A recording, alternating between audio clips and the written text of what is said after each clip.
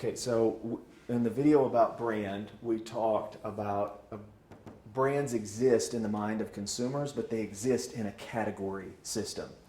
And so, the category system, maybe it starts up really high at car, and maybe it's a luxury car, which becomes a branch of cars.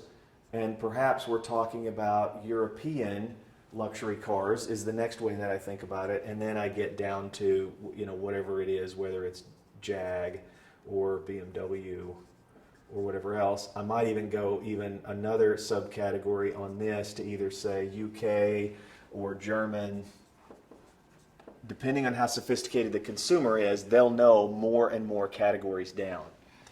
When you're in a category down here, so let's say we're at this sort of European luxury car, people will be able to rattle off a number of brand names. There's three kind of brand names that matter. There's the leader, there's the follower, and then usually there's a distant third, and they're sort of everyone else. If you're the leader, you want to position against the category, right? You want to, if the category grows, you grow. If you're the follower, you want to position against the leader. You want to think about how are you different than them, and you want to create in this category a counterculture against that leader. If you're in the everyone else, what you need to think about is how can I create a new category?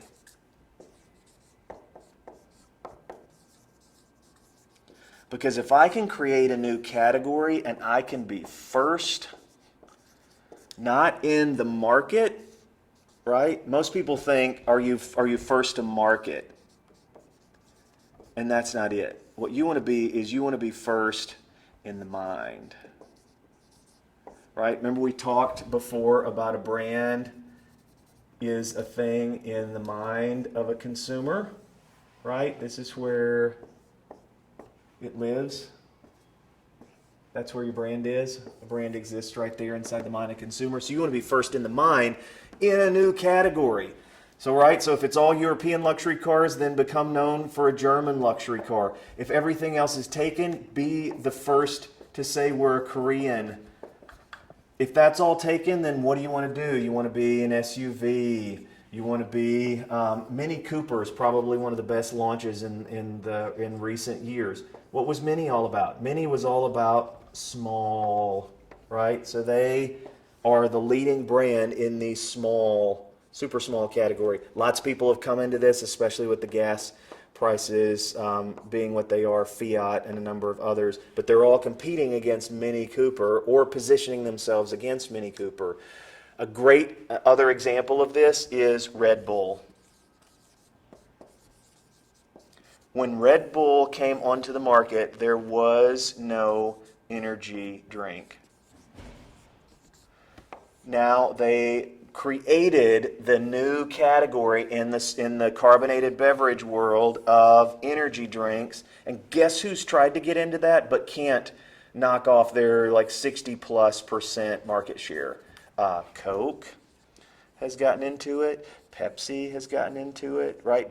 Big boys have been coming and knocking, but they're not first in the mind. These guys were first not only to the market, but to the mind. And because they were first in the mind, they're the one that sticks there. It is really hard to get people to change their minds.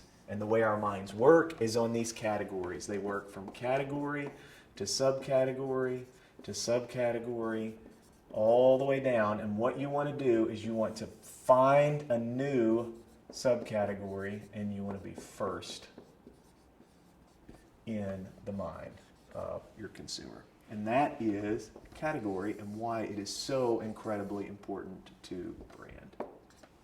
Thanks.